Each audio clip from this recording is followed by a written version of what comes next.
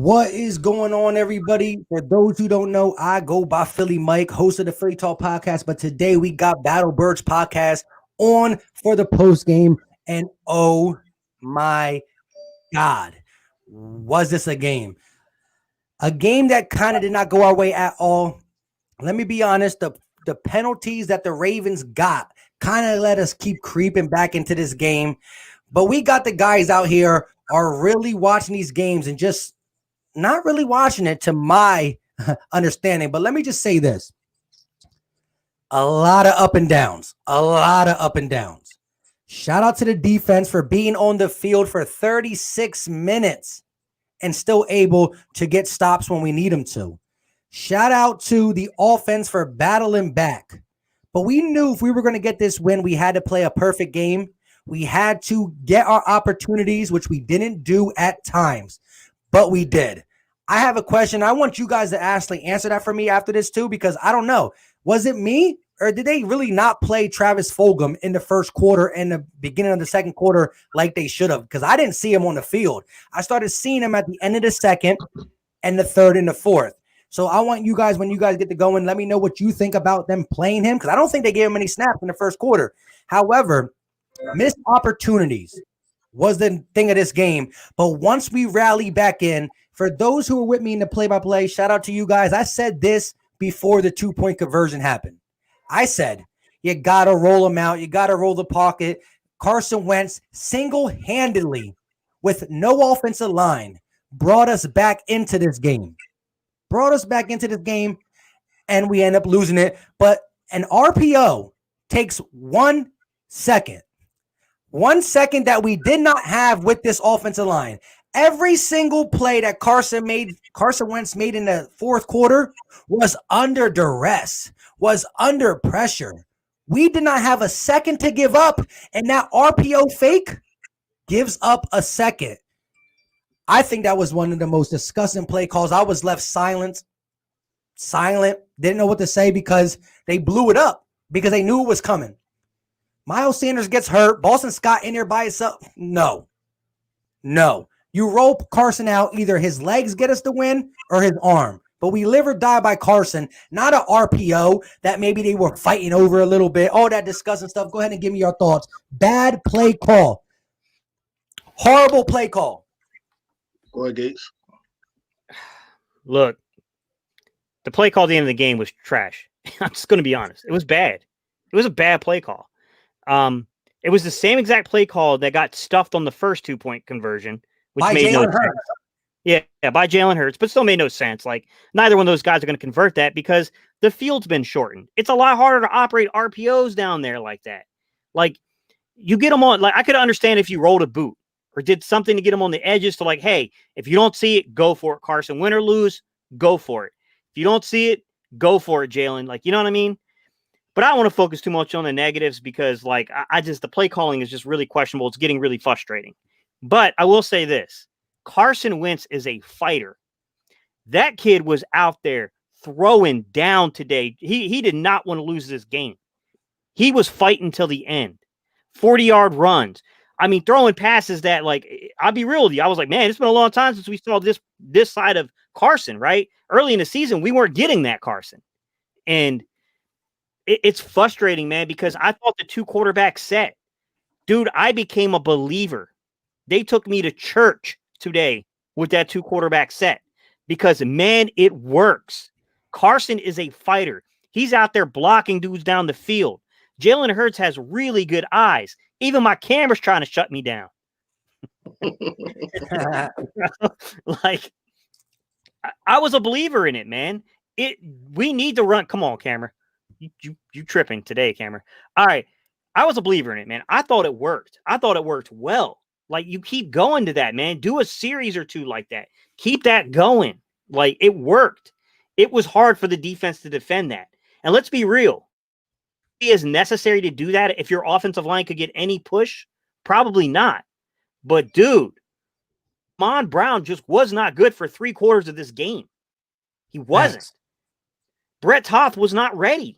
He wasn't ready. I thought he did okay given the circumstance. I'm not going to kill the kid, but let's face the facts, guys. Andrew Dillard, out. Isaac Suamalu, out. Brandon Brooks, out. Lane Johnson, out.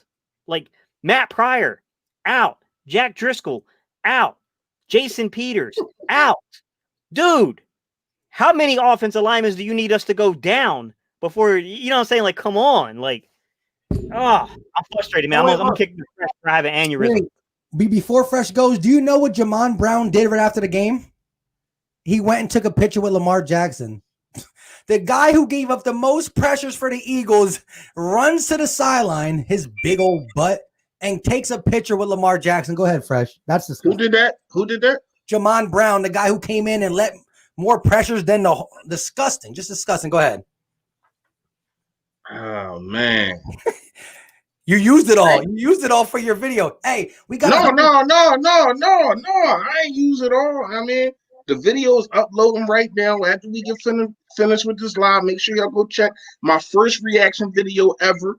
You know what I mean? But what I'm gonna say is, it's a reason I got a smirk on my face. Can we end the Carson Wentz discussion right now? Can we end that? He's not a quarterback, a franchise quarterback. He's not a guy that's going to put his team on his back. You just named Gate City 7 offensive linemen out. Miles Sanders out in the second half after he fumbles the ball running. It was a great run, but after he fumbles the ball, not only that, let's not forget that he dropped a touchdown. Right? Big time. Let's not forget that Hightower dropped it could have been a touchdown. We don't know. But it damn sure was at least a 50-yard bomb. In the breadbasket. Let's talk about Zach Ertz. Zach Ertz gets hurt. And it seems like, I don't know what y'all see, but what I see is it seems like the more people that get hurt, Carson Wentz ups his level. And that's what you want from your franchise quarterback. The play calling was trash, other than them implementing Jalen Hurts. You know what I mean? I thought as though if you're going to go all out, have Jalen Hurts and I said that in my reaction video, have him in on a 2-point conversion. You know what I mean? You got to make sure that what's working, you keep doing that. That wasn't working, that RPO type of stuff that everybody calling for, because that's kind of won us the Super Bowl. Everybody calling for that. That was not working. You know what I mean? So if Carson Wentz is flinging the ball all over the field with dudes we don't even know, he threw a touchdown to somebody that just came up from the practice squad again. Again. I'm not going to spend too much time on the Carson haters. I'm not going to do that. We talked about this. I ain't going to do that. But what I am going to say is this. You just witnessed a franchise quarterback, an elite quarterback, put his team on his back. And what I can say, we didn't come up with the win, but I feel as though none of this at all is Carson Wentz's fault. I got to put a lot of blame in the defense. I know they put up a 30 burger. You know what I mean? They did that to us. But I actually thought they kind of played good. You know what I mean? I'm Jim, hats off to you. I ain't gonna lie, it was shaky. Yeah, it was shaky. You can go like this. You can go like this, but I thought as though with the situation that they was put in, first of all, with the turnover, with the fumble. Now, a lot of people want to say, "Oh, Carson was fumbled." That was a fumble. You got to protect the football. I'm not going to sit here and try to cry to the babies and say that you shouldn't fumble. But that was a great play. You know what I mean? Like, I ain't even gonna lie, that was a great play. Carson Wentz, you need to wrap that up. But even though the defense, I kind of knew that they was gonna give a touchdown right there. You know what I mean? It just seemed like it. But they really held Lamar Jackson kind of in check, other than that one running touchdown. And when you look at it, like, he's going to do that on anybody. I don't care who it is. You know what I mean? What I can say right now is, looking forward, when we start getting guys back, Carson Wentz is going to be a problem, bro. We got a Thursday game coming up. You know, hopefully you guys will be able to go pregame and postgame. I'm gonna be everything. I don't care. You know, I'm gonna be here. You know, inshallah, Allah willing, I'm going to be here. But what I can say is this, man. I'm looking at my quarterback, and he's looking like he's coming back into the zone, like seriously. And I'm mad about the loss, but I am actually happy from what I've seen from my quarterback, man. Like no turnovers other than a fumble, no interception, should I say? The offensive line was horrible. Gate City, I gotta call you out. You wanted Brown in so bad.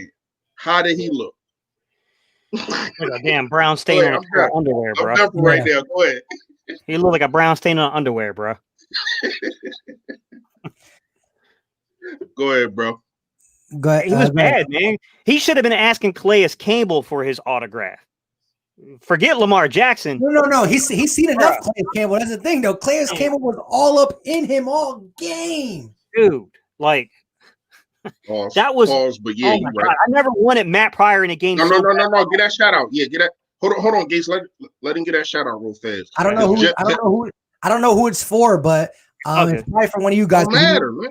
Don't matter. Shout out to Jim Schwartz. He said, "I don't want to hear my name this week." Shout out to you. He was in my play-by-play. He was giving me it was funny because people in my play-by-play are like, yo, Jim Schwartz.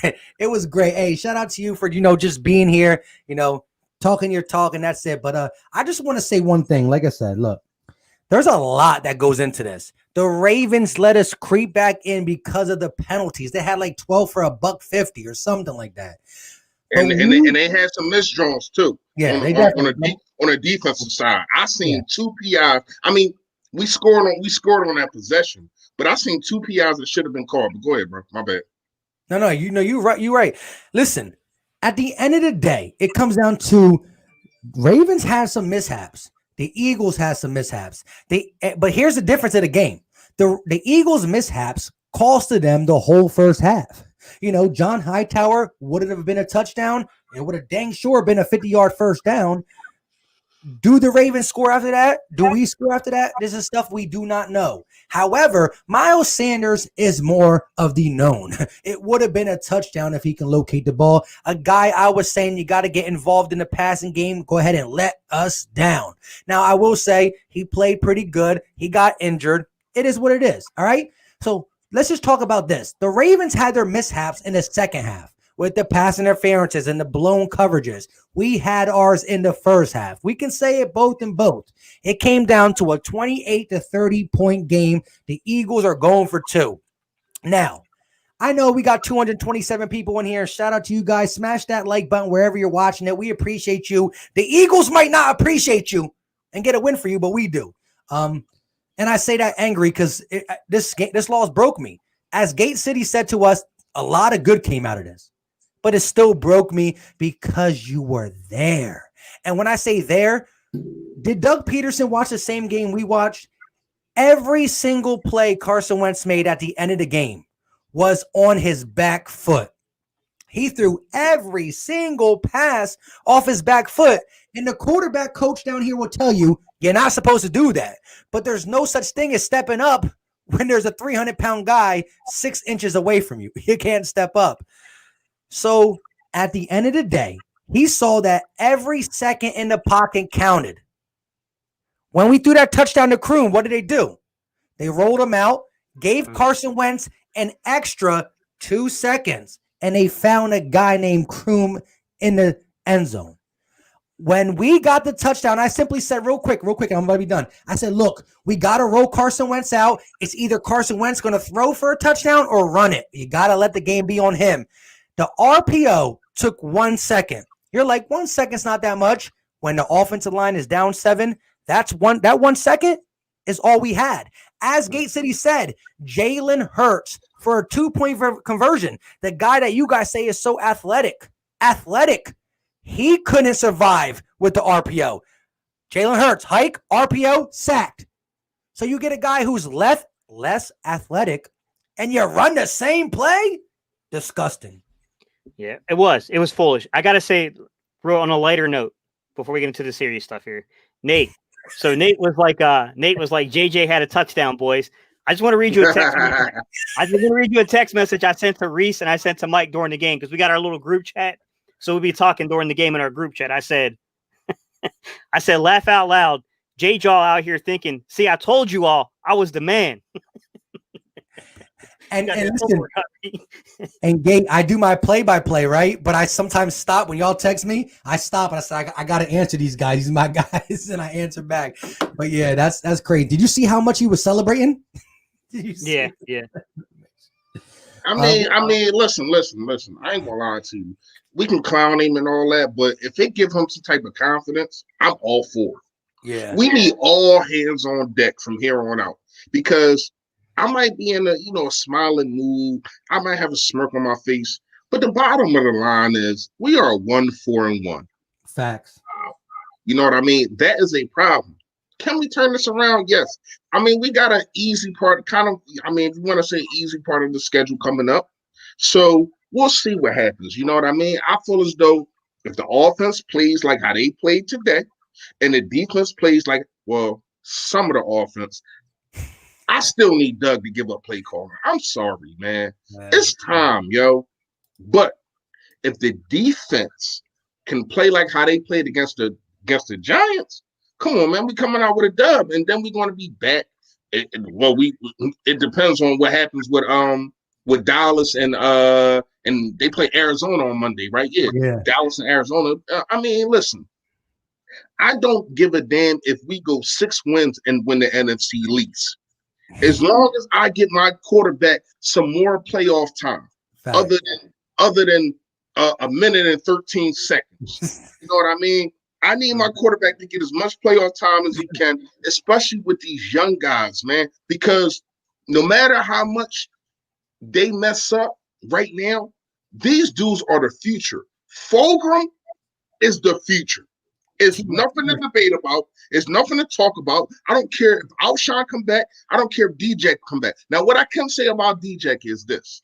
If that was DJ instead of Hightower, we were probably looking at a whole nother game. That's Tubbs. Yeah, that's Tubbs. That's a Tubbs. Yeah, I ain't even gonna lie to y'all. We talking about a whole different game. But the defense also is not gonna sleep on DJ like they slept on Hightower right there.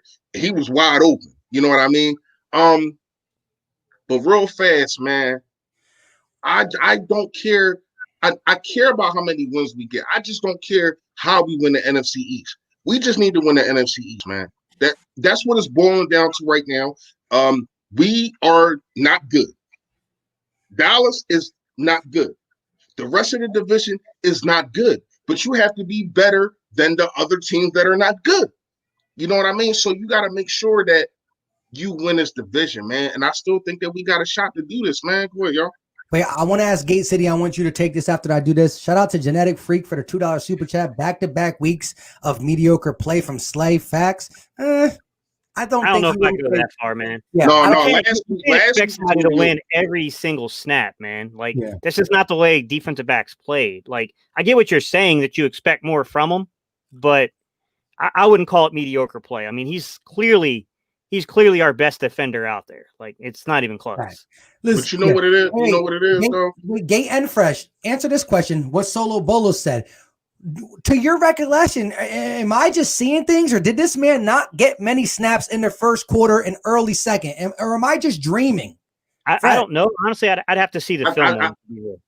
I think he got the snaps, but I think they put their best corner on him, and he was really you couldn't, like, I ain't gonna say Carson Wentz didn't look at him, but he was really kind of locked down.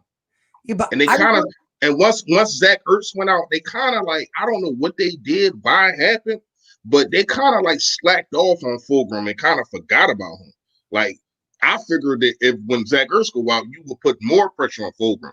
But man, I see my quarterback make some throws, man. It's like, and then when they make them, people texting me, oh man, that should have been picked and all that kind of crap. I see quarterbacks all over the league, even Patrick Mahomes, make them kind of throws and people just up in the uproar about it. You know what I mean? And this is what I was talking about last night when I went live with shout out to Philly Talk podcast. When I went live with him last night, what I was saying is you need wide receivers that's going to attack the football when it's in the air, not just sit there on the ground and wait for it to come to them. No, go get it. And I seen Fulgham do that. That's why I'm saying this dude is the future. That's why I got a smirk on my face. That's why I'm mad about the loss. Don't get me wrong. But I'm happy about this future. I ain't gonna lie to you. This offense, when they get this line right, you gotta get this line right.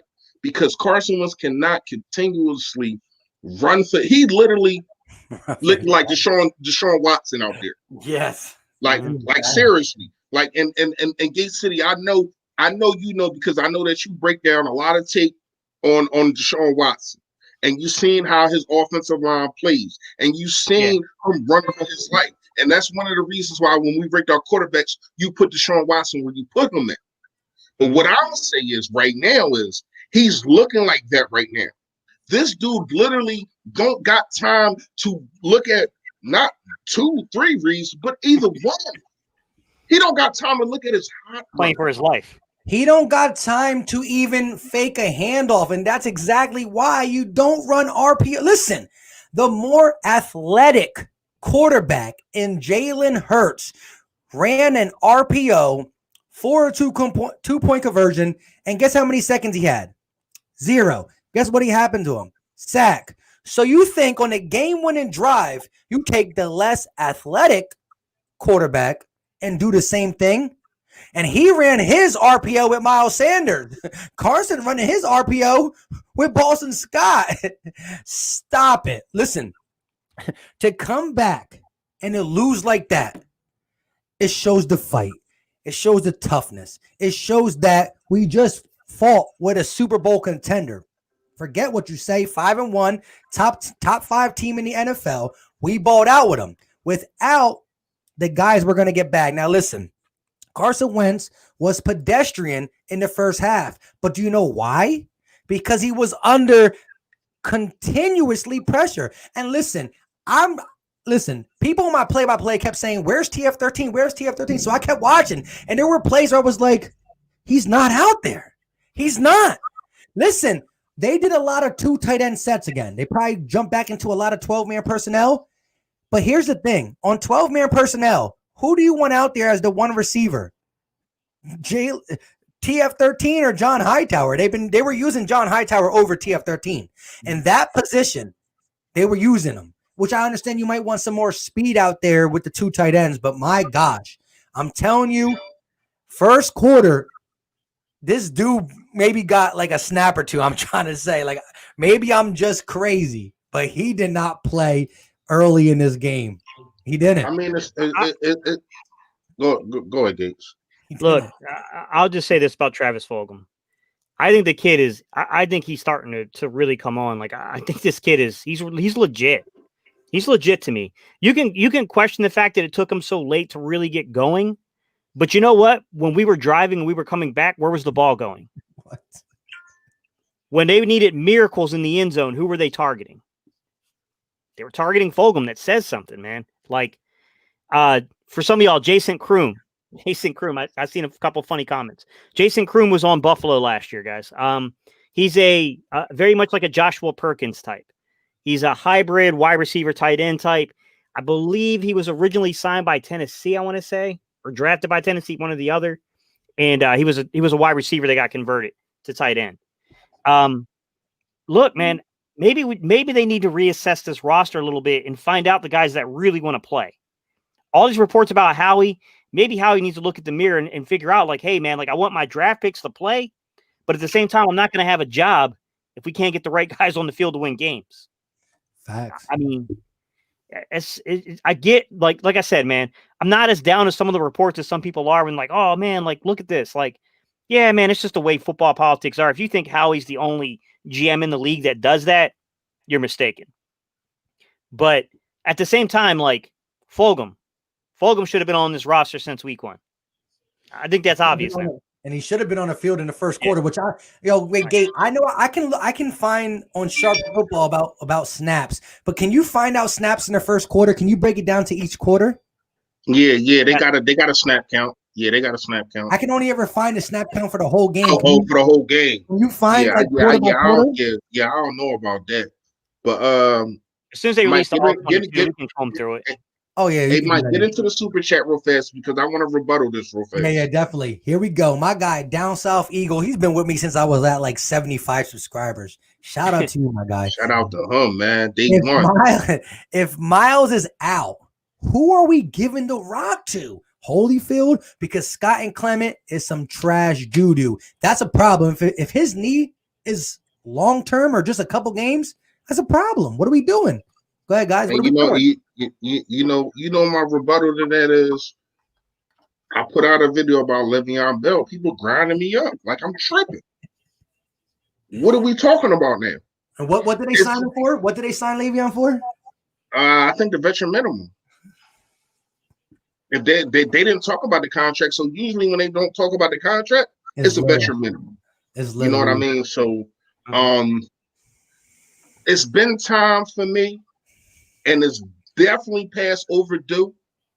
I've been saying I don't want to see Corey Clement. Now, Boston Scott, to me, I don't think that they're using him right. I seen them try to use him on a screenplay that got blown up. You know what I mean? But it's time to bring up Holyfield or Warren. It's been that time, like time after time after time. We've seen guys come off the practice squad and look hungry. Even Josh Adams 2 years ago, he came off the practice squad and left and led the running backs and rushes. You know what I mean? So you gotta give these young dudes a chance, man. You gotta give these young dudes a chance. It's a shame that what happened to Taylor, man. I wanted to see him have a chance this game. You know what I mean? They put Bradley out there more. Did y'all see that? Oh, yeah. We've been calling for that. And look what happened. You seen the speed. You know what I mean? Nathan Gary, he wasn't that bad. He wasn't that bad. He just wasn't good. Nathan Gary is a guy that is just going to be, But at the same time, it's like, we need somebody, especially at that linebacker position, to make plays. And I feel as though that Sean Bradley and Taylor, before he got hurt, can be that person, man. Like, I ain't gonna lie to y'all, man. Like, I think that there was plays to be made. I seen a couple pop-up footballs that should have been come down with interceptions. I seen a fumble that should have been, I think Rodney McLeod, you had a veteran mindset to try to hit that. I know it's a tall task that I'm asking, but this is what we ask from our dudes that's getting paid. To hit that football to make sure it don't go out of balance and let your other defenders get on top of it. This is what other teams do. We had so many chances to get turnovers. We had so many chances to really win this football when you look at it. I seen drop passes. I seen dudes not making plays when I think the plays should have been made, man. And look, we got a guy in here. We got a guy in here saying Eagles don't deserve Wentz. So you got somebody who's outside the organization talking about he hates the Eagles, obviously, but at least he can look at it and say that Carson Wentz is balling with what he got. But go ahead, before you finish, Fresh, this is for you, so you can read Jalen Williams' thing. That's yours, anyways. My guy, man, appreciate you having you on about 3 weeks ago, man. We might need you again, man, talking about this offensive line. We might have to talk again, man. Hey, Gate City, you might got to set that up for next week. Seriously, that's my guy right there. Shout out Jalen Williams. He said, honestly, proud as hell of this team for the fight that I saw today. Count the money that's on the sideline at RR. That's my quarterback. I mean, facts. Yeah, facts, man. Like Carson fault. Some of these guys, I don't know what you're seeing. I see some of y'all like dapper gents. Dude, I'm gonna check you right now. You better check yourself, or I'll bring your ass on live, and you don't want the heat from me because I'll embarrass you. You know, when I say I know football, yeah. When I say I know football, I've forgotten more football in a day than you've ever known in your life, jackass. Well, the cat is out the bag, but hey, listen, at the end of the day, let me just say this, guys. Look, it comes down to this. This team was down legitly 7 offensive linemen. You physically only normally carry like 10 or 11. So if you carry 10 or 11 and 7 go down, it's wild. We brought in a guy named Jamon Brown who takes a picture with Lamar Jackson after the game after getting totally burnt. You think JP How was did you even see that? How did you see that? Because I'm about to turn the TV off, which I got a TV on anyways, and I'm like, This guy legitly took a. I swear to God, man. I said it to all my people in the play-by-play. That's why Solo Bolo came in here and let us know, or someone else did it. But yo, I swear to God, he took a picture with Lamar Jackson. No, I believe you. I'm just saying how you see it. And Because- a B more just sent a super Yoda super chat to. Excuse me, I don't know who channel it is. You know, it's on my channel, Super Yoda. But shout out to B more. That is the veteran minimum, though, right? Or is it 700,000? It's close enough to 1 million. It's just something like that we could use. Because listen, if Miles Sanders is out for any type of long-term status, Boston Scott is not.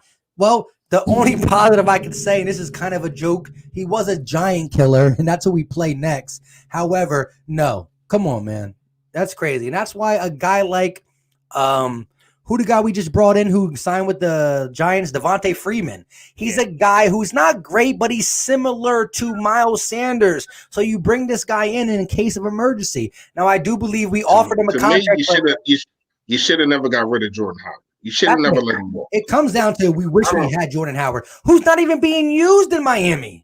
He's not even being used. They signed him, and they're not even using him. They're using because they got better backs, but we don't.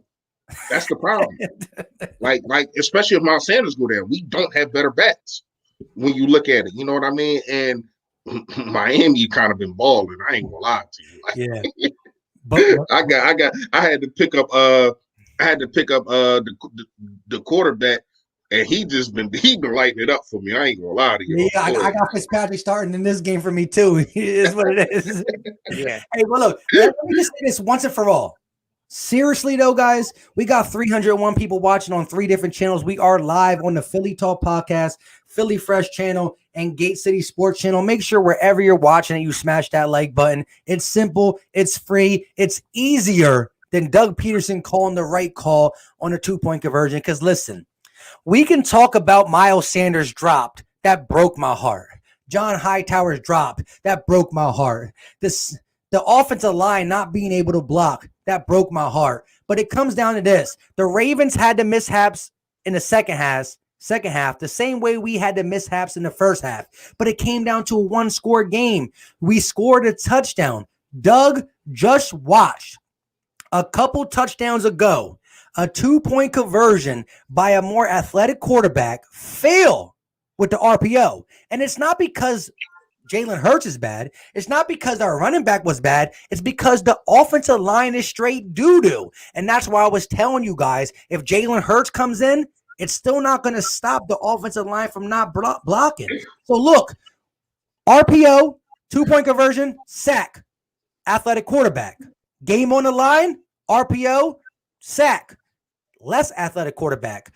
Why not motion him out and say, Carson, run the touchdown like you just ran for 40 yards on the rumbling, bumbling, stumbling play. He was rumbling, bumbling, stumbling.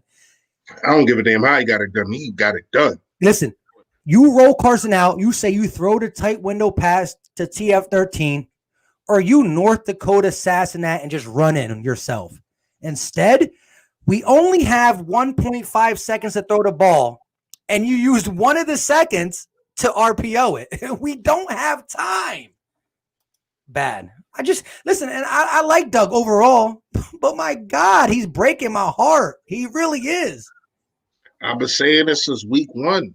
It's time for him to give up play calling. I mean, Gate City, do you agree with me? It's time, man. All right, like when you look at the play calling, there's scripted play calls, which I think when they go to the scripted stuff, I think it's in there, here and there, when you're looking at that stuff.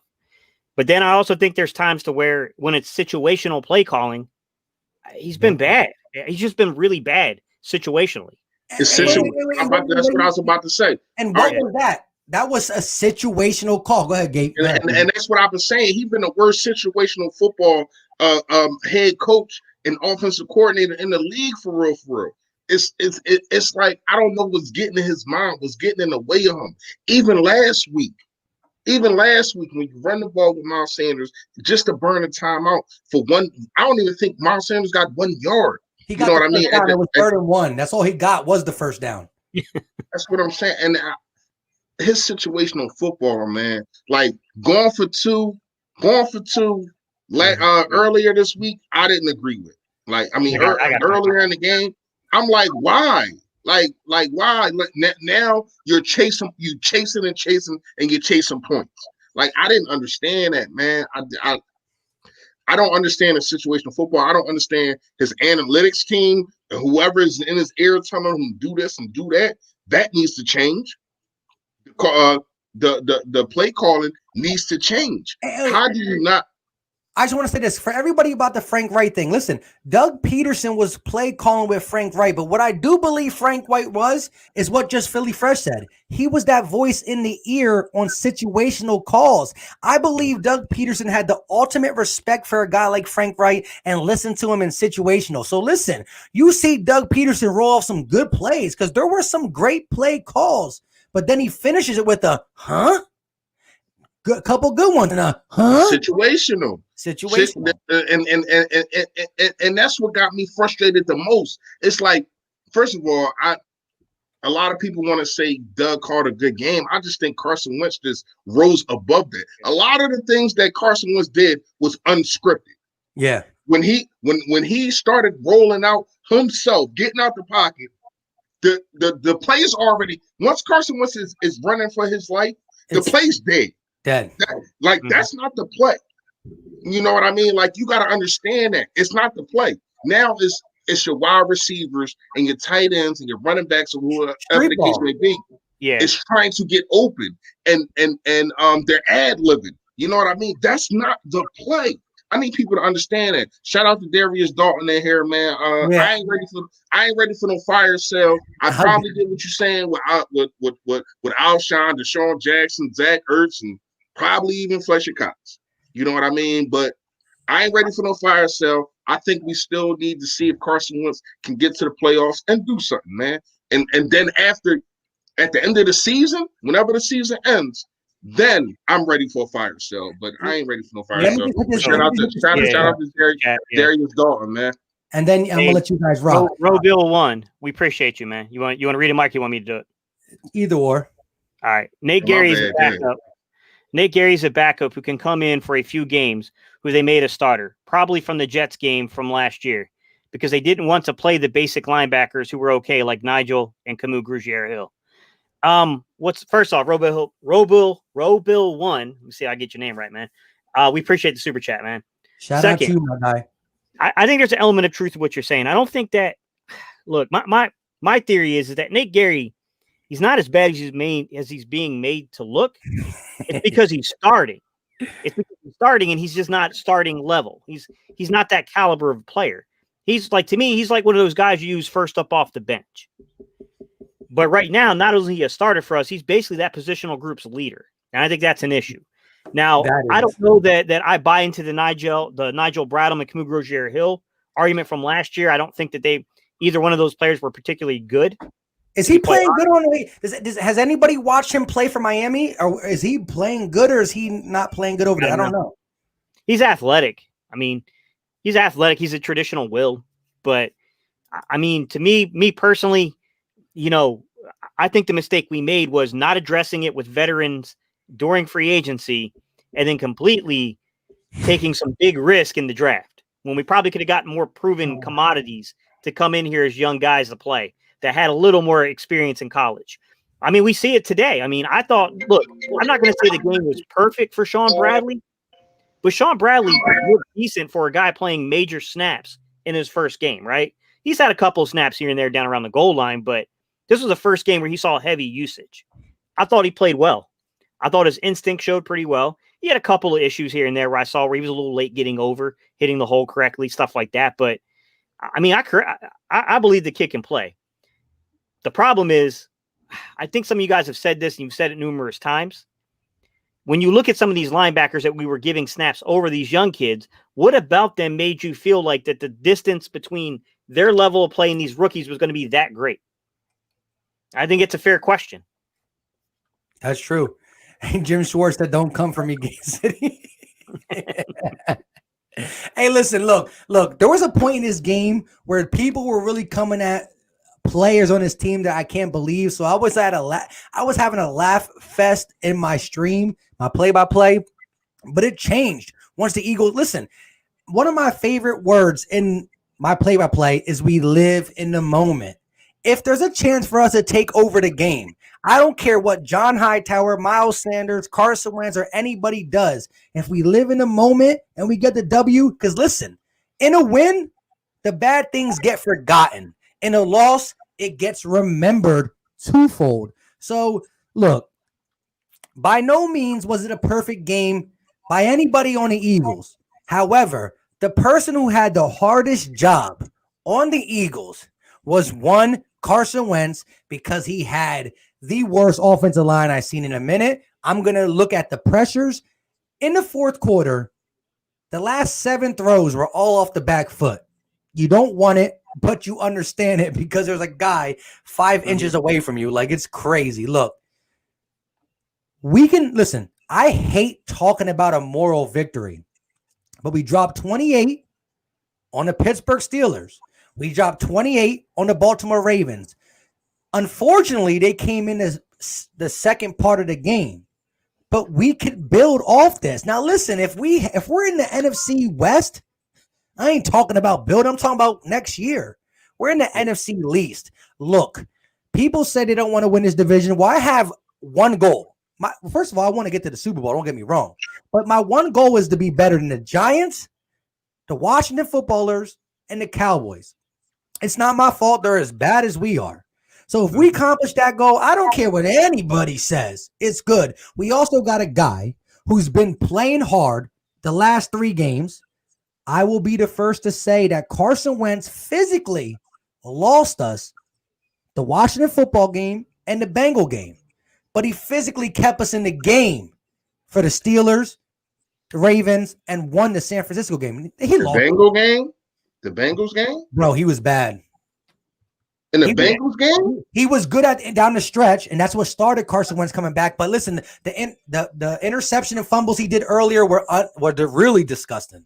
He's talking about the first 3 quarters of that game where he was Yeah, that's understandable. Well, we didn't lose that game. That's why I said that. You said that he caused us losing the game. Okay, he caused us a tie. But listen, we should have beat the Washington Footballers. But listen, at the end of the day, what I'm saying is you could be critical of him, but stop holding week 1 and 2 for week 6 because he didn't play bad in this. Yes, he fumbled. But guess what? When he was an MVP 2017, Carson Wentz, he fumbled too. You know why you guys forgot the fumble? Because he was throwing 33 touchdowns. That's why you forgot the fumbles. He had that problem his whole career. Here's the thing. This team is not as talented overall as it was in 17 or 18. The team is hurt. The team is deficient. Yep. This team is inconsistent on all 3 levels. People act like we're a quarterback away from a Super Bowl contender. It's not true. There's 2 guys, though, I want to shout out that I thought had tremendous games defensively. Number 1, Jalen Williams. I'm going to steal your shout out here. All right. Alex Singleton is a much better football player than I thought. That kid has more pop to his hits than I thought he had. And I got to watch the film, but from the eyes that I saw from the camera angles we're given in games, it felt like he was doing a really good job of dropping back into zones and taking away certain underneath throws. I thought he had a much better feel than some of the other linebackers did. Can I make a confession? Go ahead. When Lamar Jackson started rolling out and all his wide receivers was rolling out to the left, I said, oh my goodness, we are in trouble. Shout out to the defense. They literally held it down. Like, I don't know exactly what kind of deep. Now, Lamar Jackson made some bad throws. Like, sometimes the ball was coming out of his hands. I don't know if he had jelly on his fingers or what, but they were slippery, rippery. Like, but man, like the rollouts, man, I think that like the rollouts to me is what killed us with the Rams game. You know what I mean? So badly. You know what I mean? So for them to do what they did on these rollouts, that really gave me some type of fortitude. That really gave me something to look at. You know what I mean? And not having a couple of defensive guys. Jalen Mills goes out. I forgot who even came in for him. I don't even know because Kayvon Wallace was hurt. I don't even know who came in for him. Yeah, it's no telling. Was it Epps? Epps, probably. It had to be Epps, right? No, wasn't Epps out? I'm not sure. I don't I mean, know we who got wants to be- it's hard to keep up. It's literally hard to keep up. Like, I mean, they probably put like Will we come Parks up. in. I'm assuming they probably put Will Parks in, given the circumstances of the, Oh yeah, because okay. he had Nickel Roby Coleman playing outside. But Wait, let me get to the super chat real quick. So Solo Bolo, who's a known person who comes at me in lives and stuff for Carson Wentz, but they were giving Carson Wentz the props at the end of the game. Anyway, Solo Bolo with the $4.99 super chat. If we fail to make it to the playoffs in this trash division, is that a negative mark on our franchise quarterback? Shout out to the Battle Birds podcast. Again, asking a question. Listen, not the worst person who said he just stinks, but they're always asking questions. They got question marks when it comes to Carson Wentz. Listen, anybody who has question marks is cool. It's just the people who straight out say, I'll trash. say this: Solo Bolo in Well, this he said that last night. particular division. Yeah, in this particular division right now, if we fail to win this division this year, I think you have to reassess the coaching staff. You have to reassess your roster. You got to do everything because this division can't get much worse than what it is. You probably got a point there, Fresh. But I mean, I ain't know if y'all heard me. I was kind of saying that, and I was gonna say it again, but I ain't know if you're. Yeah, I think you need to do that no matter what. Go ahead, though, bro. Yeah. My bad. Go ahead, Mike.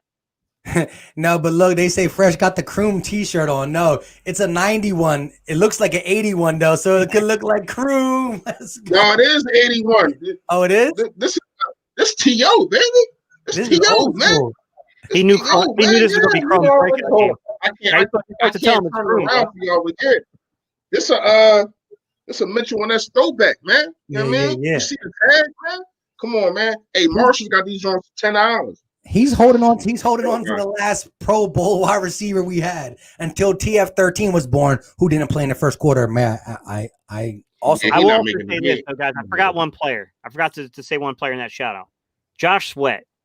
Josh Sweat's turnaround and his development, man, he's the real deal. I mean, did I tell y'all? Did I tell you? Yeah, shout out to Philly Fresh. He had at least man. He had at least 2 videos in the preseason. I keep saying it. There was no such thing in the off season about Josh Sweat talking about, listen, guys, this guy's going to not just play pivotal snaps. He's going to ball out when he gets a chance. And he's done that.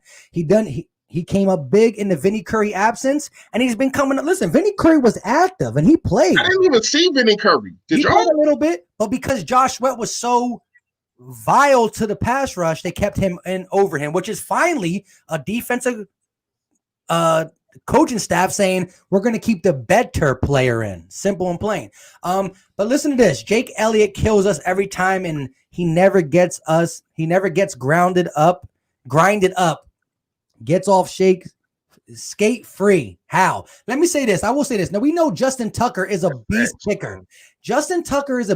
But listen, Jake Elliott lives in Philly. This man practices day and day, every single day in Philly. How is Justin Tucker, a guy who only plays Philly in the link every 8 years, come in and make a 55-yarder while we just miss another 52-yarder at home? This ain't Heinz Field. Yeah, but Justin, when it comes to kickers, Justin Tucker's an alien. Yeah, he wanted to go. He's one of the goats. Yeah, you can't. Come on, man. Like we like Justin Tucker's up there with Vinatieri and dudes like that. Like you can't compare these dudes. But what I can say is, our home 8. He hasn't played in the league for at least 8 years because we only play every 4 years.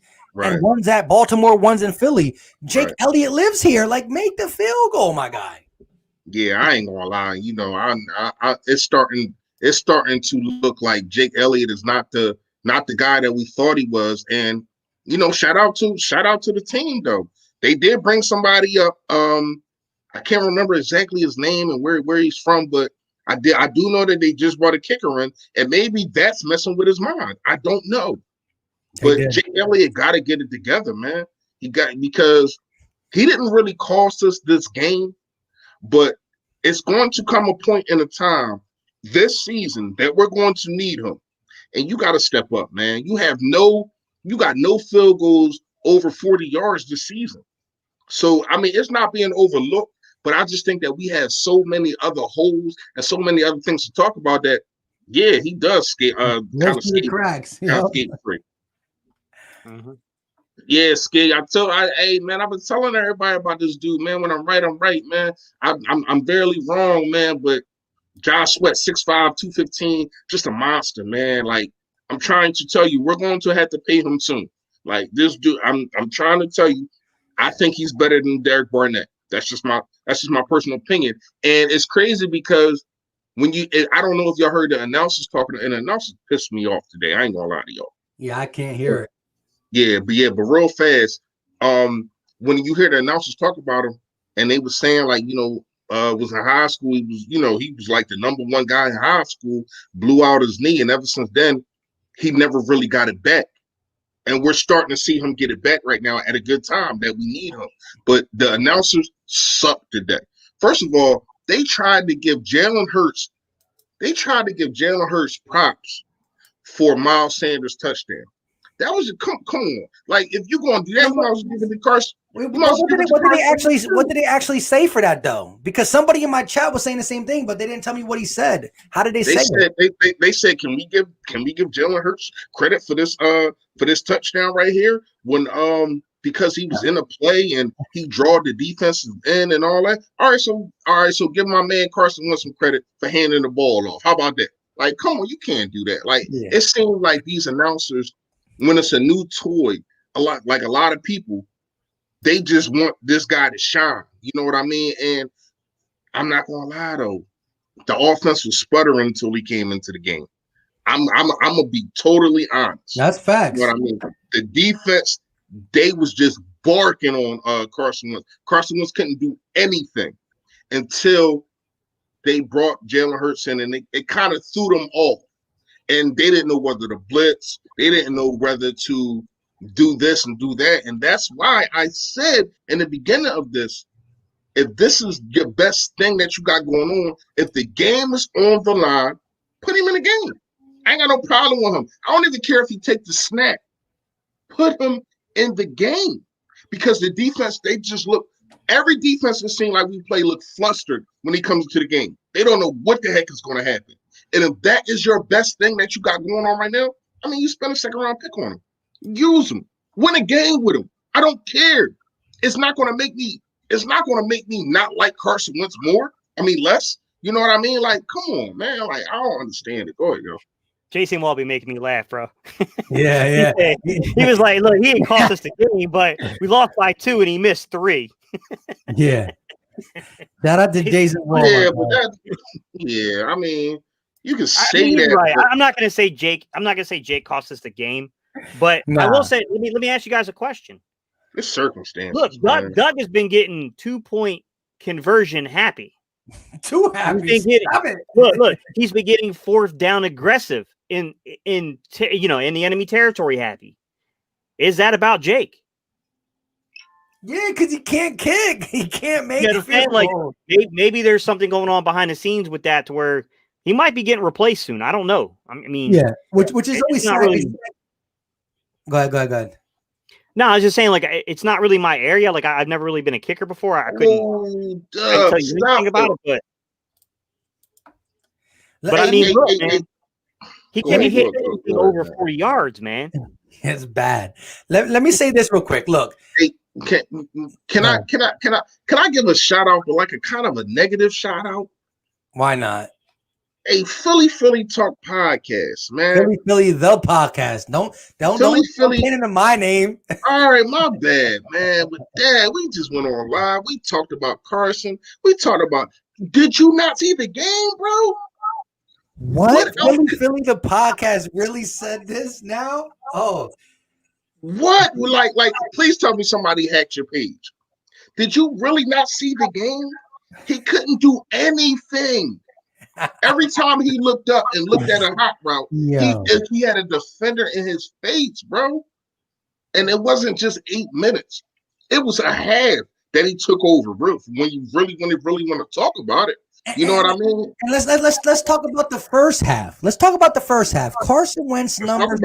Well, listen, Carson Wentz's numbers in the first half was pedestrian, but let's go get some context. Let me get some context. They was worse than pedestrian, man. Yeah, that's an understatement. They was JD-ish. Okay, but I'm going to bring context in it to why they were pedestrian. 50 go ahead. yards were lost on a drop pass in the breadbasket. A touchdown was lost on a 15-yard pass to Miles Sanders. So that's 75 yards and a touchdown. How does somebody's first down stats look differently if you add 75 yards and a touchdown on that? That's one. Here's two. 7 guys who are not on your team no more, who you really wish you had to block for you, because let's be honest, the time to throw was at 1.5 seconds. After 1.5 seconds, Carson had to be on the move.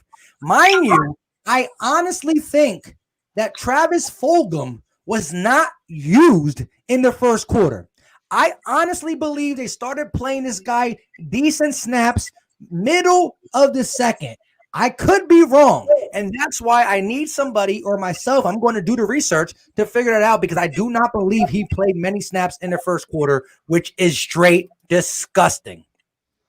Disgusting. Let me ask you a question, Mike, because you'll enjoy this one. In the pregame, I said maybe the Eagles should chill out a little bit on the high point in the ball stuff. It's just not his strength. I said, look, when you watch the film on this kid, his strength is you get him in stride. You hit him in stride, he's a different player. Bro, third play of the game. Like, he didn't even give me the first quarter. Third play of the game. Way to prove me wrong, bro. Hit him in stride, in the hands. I was like, yo, Mike is going to cut me up so bad on this, bro. I didn't cut him out because look, hold up. I'm going to go to my group chat with Philly Fresh and Gate. The first thing I said was this. Wow. You talked about hitting him in stride. He still dropped it. Yeah, I was like, dude, come on.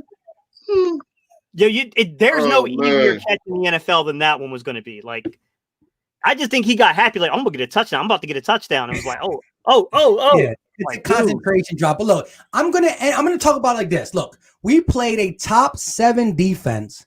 Carson Wentz had no offensive line and had pedestrian numbers, but the drops have to be talked about in context. You're talking about 75 yards and a touchdown. But in the second half, Carson Wentz was everything we can ask for when it comes to 7 offensive linemen down. You finally play TF13, come back, and we were not an onside kick away from winning. We were a 2-point conversion away from tying the game. You got to say that's guts. You got to say that's courage. Now, you can say, well, it's too late. Not really. We shouldn't have been in this game. When you look at, listen, let's be real. Look at their starting 11 and look at ours.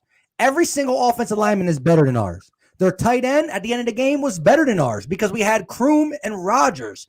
Their receivers, other than TF13, are better than ours. Their running back is better than ours because Miles Sanders went down in the fourth quarter. I like Greg Ward. I like Greg Ward, bro. I like Greg Ward. I like him too, but let's not be honest. Let's be a little bit honest. I like Greg Ward over Snead. Like, me personally. Yeah, but yeah, Snead is their third, and I guess he's supposedly our third too. So I'll give you that. But look, we went against a Super Bowl contender and lost by 2 while playing a horrible game. What I'm trying to say is this team is the definition of inconsistent. If it can just turn a page or 2, or maybe a chapter, we can be man. A chapter. Dude, like, it's you know, and it's frustrating because, like, you can see pieces of the team starting to emerge. Correct. But if we can't fix this O-line, it's all hey, man, we should win the next 3 games, but the key word being there is should. Should win the next 3 games. But this O-line is scary, man. And like Doug, I mean, come on, bro. Jamon Brown, you might as well just told him just to lay down on the ground at the hike and just let him come on through. Because let's just be real. Calais Campbell was just here's what I can say. He kind of settled in at the half. He did. Towards the second half of the game, he played better. First quarter, Campbell was having the game of his life. Like, he was sitting there, he literally was going to the line saying, "Dad, Who am I going to go after this thing? Who am I going to go after this play?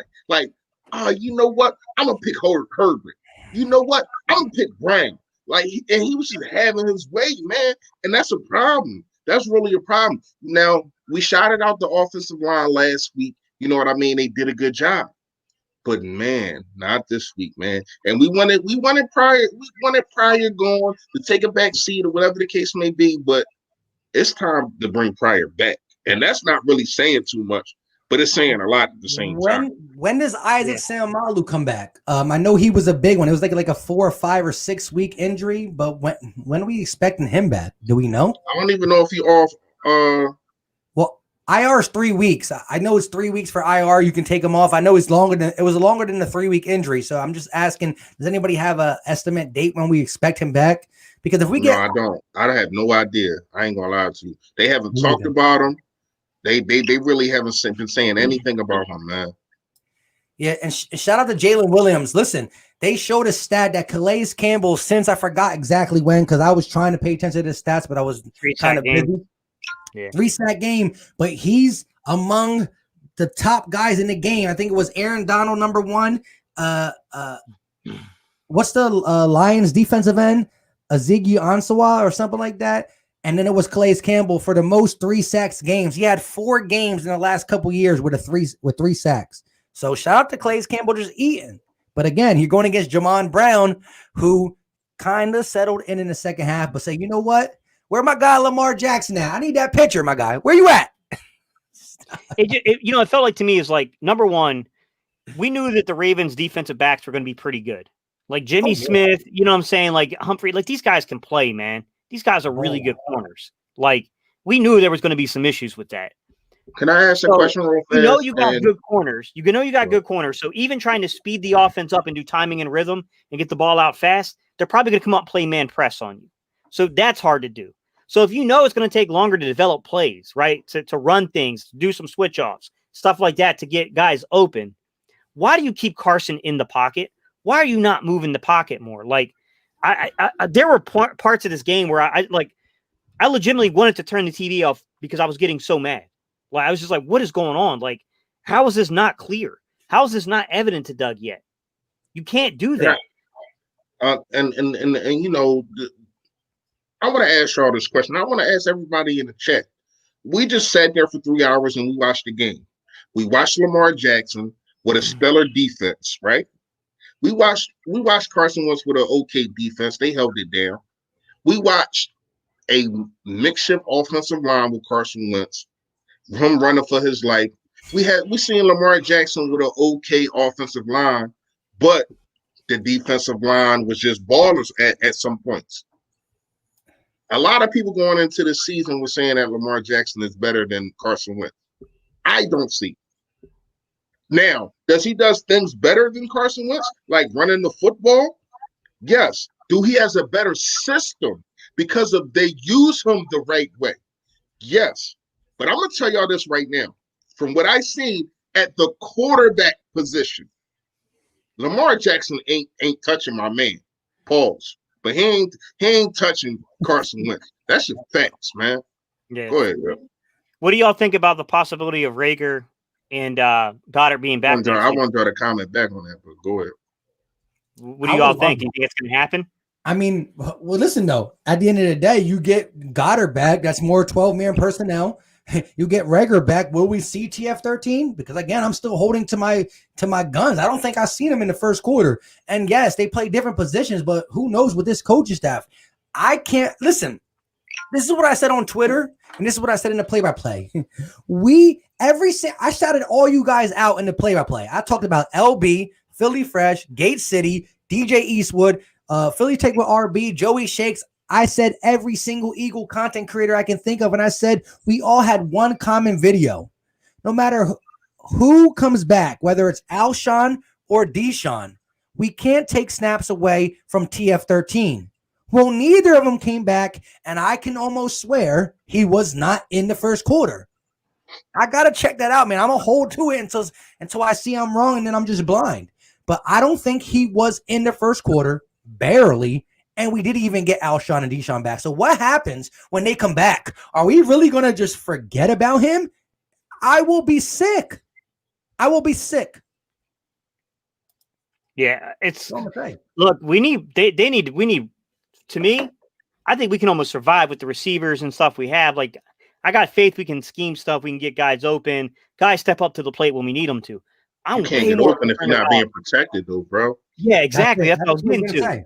I'm way Oh, more okay, my concerned bad, about my bad. the depth at the offensive line. Like, yo, there was a point. I'm not gonna lie to you. My mother-in-law was watching the game in there, right?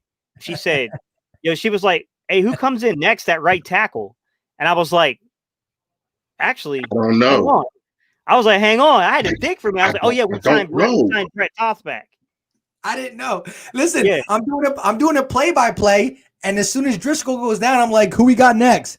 And That's what I said. I'm like, who the heck is going to, man, listen, I asked the this chat. is crazy. Like, why us? Like, did we sell our souls to win a Super Bowl or something? Like, why so many injuries every single week, man? It can't, I know injuries go across the league, but it can't be nobody at all compared to us. It can't be, man. Like, seriously. Like, this is ridiculous, man. I don't know what it is. I don't know what's going on. I don't know medical staff, training staff. I don't know. But man, it seems like when you come over here, if you're going to be a Philadelphia Eagle, prepare to be sitting your behind down for two to 3 weeks because you're going to get hurt.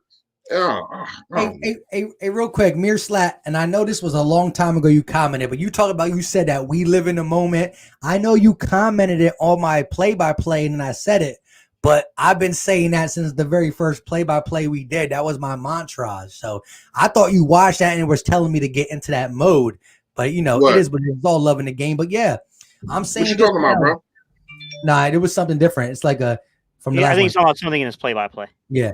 Jalen gets back. I'm saying this now. Jalen gets back. Jalen and TF13 is going to be a dangerous duo. Mark my words. That's if the coaching staff allows TF13 to play, because I'm going to hold on to it.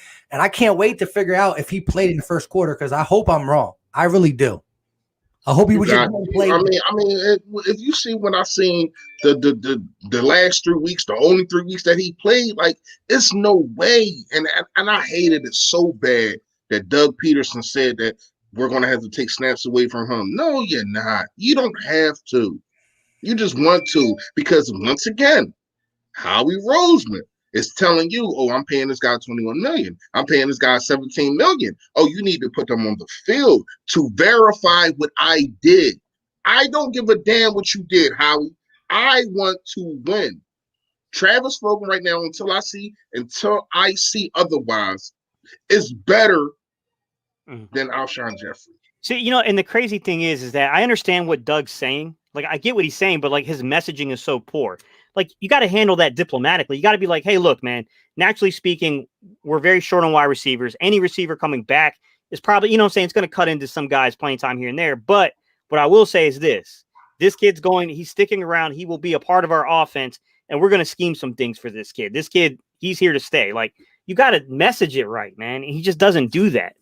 Like, instead, he's over there, like the video that Mike showed me, throwing a water bottle in his mouth during a press conference. Like,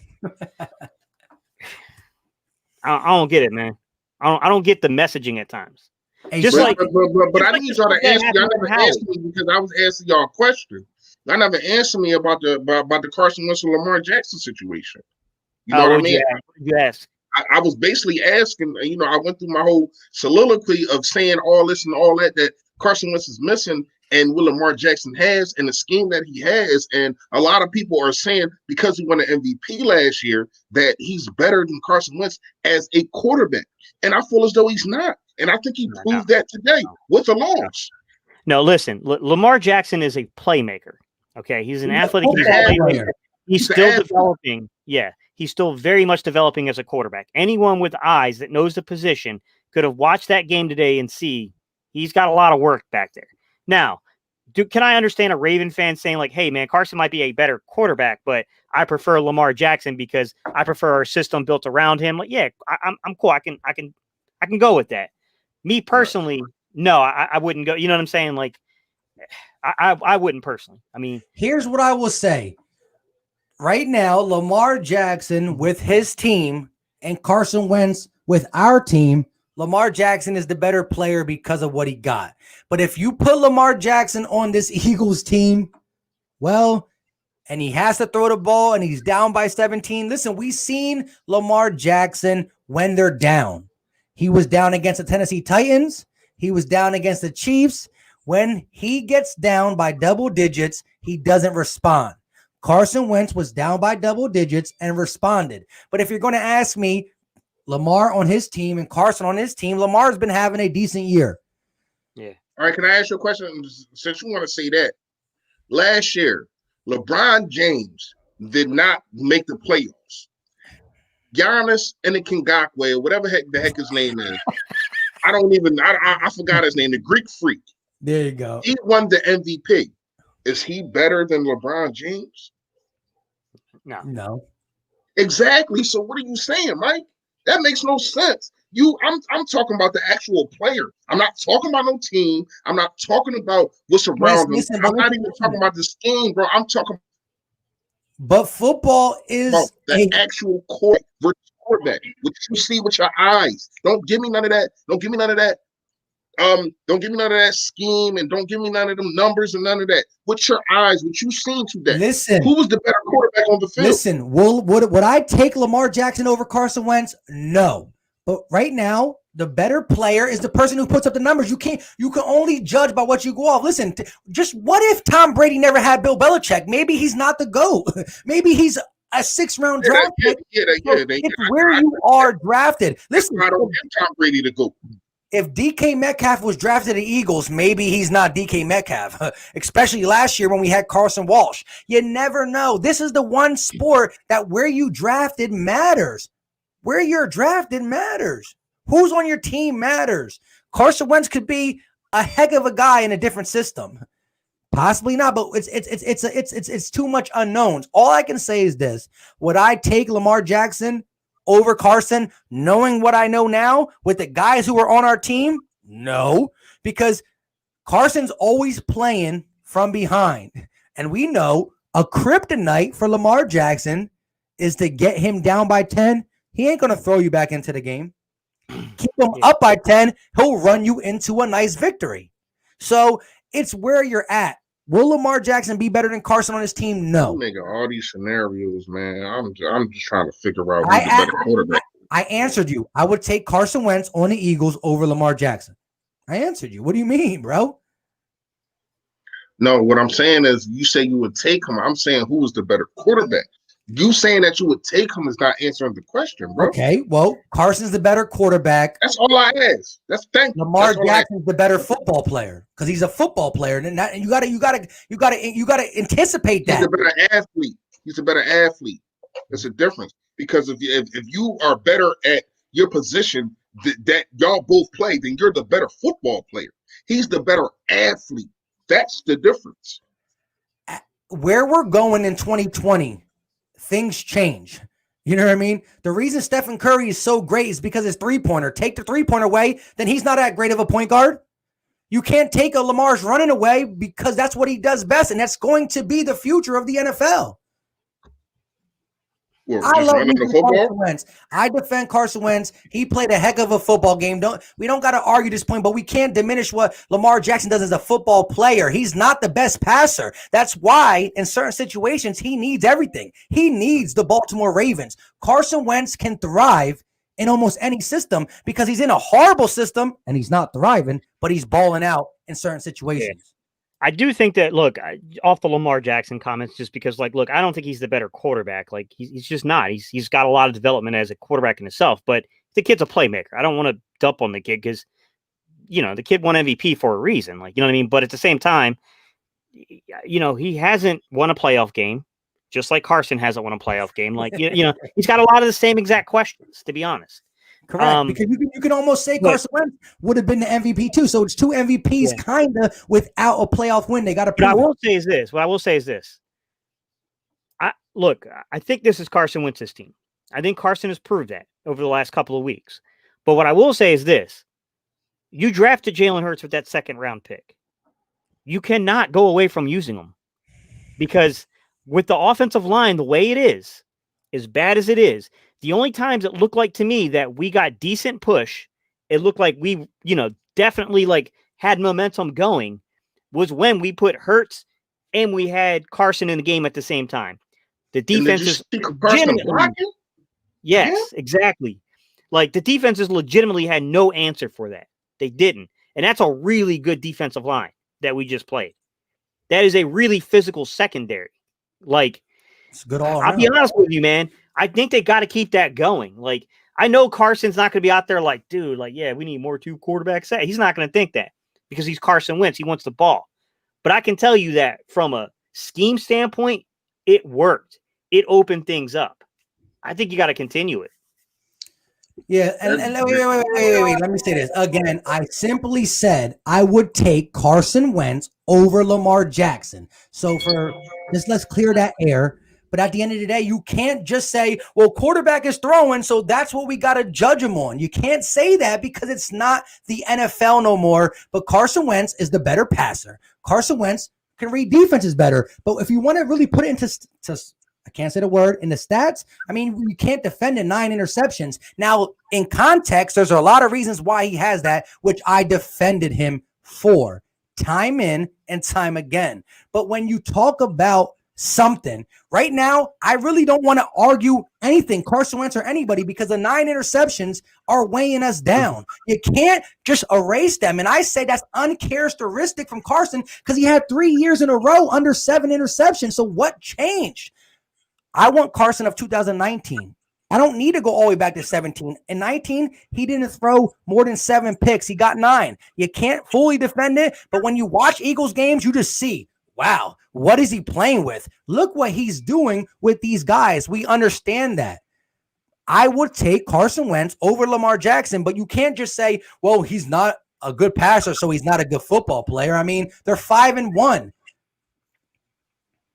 Yeah, you can say another quarterback's there and they'd be 5-1 still. But we do not know. This is the ultimate team sport, and that's why who knows what Brady's career would be without Belichick. Simple and plain. I got to get ready to jump off here in a minute, guys. No. We all probably get off in a minute. You know what I mean? I think we all need to get off at the same time. You know what I mean? Just the BBP, man. We're a trio. You know what I mean? So my thing is real fast, and then we'll try to get to something else. Lamar Jackson to me, and I've been said this a while ago. I thought as though he was the new toy, and when people get new toys, they like to vote for new toys. Just like a lot of people was trying to vote for Jalen Hurts. You know what I mean? He came into the game, got 1,000-yard rushing, and you know what I mean? It was a system, and he took the league by storm. I feel as though that's why he won the MVP.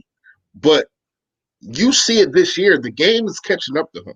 You've seen it today. The game is catching up to him. You know what I mean? And to me, I feel as though you've seen Lamar at his highest. I don't think he can get no higher than he was last year.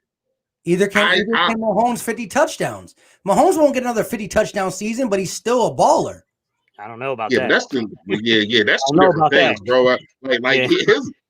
His level is still up there like that. Correct. And another thing again with the system and the players that he has, he can still evolve past that. I don't think that Lamar Jackson can, bro. Like I don't think that he can come close to or eclipse what he did last year. Now Mahomes can probably get, it probably won't be this year. He could probably get another 50. I mean, we all know Russell probably won't get an 5K. 50 and 5K. That's hard. He's never gonna. He might get close, but that was But if you don't even need 5K. If you get 50 touchdowns, you're winning the MVP every single year. Okay, but I'm not talking about MVP. I'm talking about him being better than what he's going to be hard for him to be better than what he already portrayed because, again, look, they lost to the Raiders. People are figuring out Mahomes a little bit. I'm not saying he's buns. He's going to get his up and down beatings in the NFL. It's a dog-eat-dog league. But what I'm saying is this. No matter what we want to listen, and I'm not defending Lamar's better than Carson Wentz at the quarterback position, but we have to account for everything. And they're 5-1, and their only loss came to the Chiefs. So you got to give some respect, and that's why I like how we fought against a super Bowl contender. But again, man, again, and like even in the Washington game, if you watch that game, he was buns. Like he was bad. Who? Lamar Jackson against Washington. He was bad. You want to talk about Carson being bad, but they got the win. You want to know why? Because of the defense. Because of the defense. He was bad. He had like 129 yards of passing. Like he was bad in that game. But nobody wants to talk about that because they got the dub because the defense showed what up. do I always say? What do I always say? I always say people forget the mistakes you make in a win. They remember in a loss. We just so happen to keep getting losses. That's why we remember them. Simple. I say that every time. Solo Bolo said, no, get to my guy. Go ahead, bro. Go ahead, that's you. You could read it about me. He's talking about me. He said, might sound like Joe DeCamera. I ain't going to really give him that stamp. Joe DeCamera be tripping on Carson Wentz. I feel as though you're a Carson Wentz guy. Listen, so bro, I support Carson Wentz all the time. This guy played a great game. Do not get me wrong, but we can't sit there and say Lamar is not a great player. He's not a great quarterback, but he's a great player. It's hard to see for him. I just think he's a great athlete, bro. And I've been saying this. I'm not categorizing him in one quarterback. He's a quarterback / running back. Simple and plain. But Solo Bolo said Ike Reese. He said Ike Reese wants more Jalen Hurts. I have no problem with that. We've been saying this. I've been saying this. If he is your second round pick, because you look at second round picks, we just faced one in Quentin, right? A starting linebacker. If you're going to use his second round pick, use him. I'm not one of these dudes that's going to sit here and say, oh, well, they're using Jalen Hurts, so Carson Wentz should feel some type of way. He doesn't. You see when Jalen Hurts is in, what does he do? He blocks his behind off. He gives everything to his team. And that's what I need people to understand, man. You know what I mean? It's not just because Jalen Hurts is in the game. That's a dispersions on Carson Wentz. No, it's a second round pick. Use his behind. If he's going to help you win the game, I don't give a damn how many times you use him. Use him. Go ahead, y'all. All right, well, yeah, Gate got to get off. So go ahead, Gate. You haven't been talking. Say your last piece, and we say our last piece, and we bounce. Mm-hmm. Look, I'll say this about our defense, man. There are moments it looks good. There are moments where there are all kinds of mislapses and confusion going on out there. That's right. The biggest problem that bothers me about our defense is watching a team like Baltimore that absolutely, when it gets beat, and it got beat quite a bit today, it went after the football. It straight up went after the football. It went after the football like their life depended on it. I don't see that same urgency from the entire 11 players on the field on defense at times. And I feel like if we played with that type of approach at all three levels of the game, you know what I'm saying? Like, we wouldn't be in these situations, man. And I think that has to be discussed is this defense's lack of. We got to force turnovers more than this, man. I like the way Wentz played. I thought Wentz gutted it out. I did. I thought Wentz showed a lot of heart. At the same time, I got to say this, Mike. The fumbles got to stop, man. We've been calling for that. That's just not. That's this guy. Like, they got to stop Wentz. Can I ask you a question real fast, though, Gates? He should have protected the ball, but that was a good play, man. I think that was more of a good. That was more of a good play than it was just like it wasn't like Wentz was carrying it like a loaf of bread, like how Michael Vick used to do, anything like that.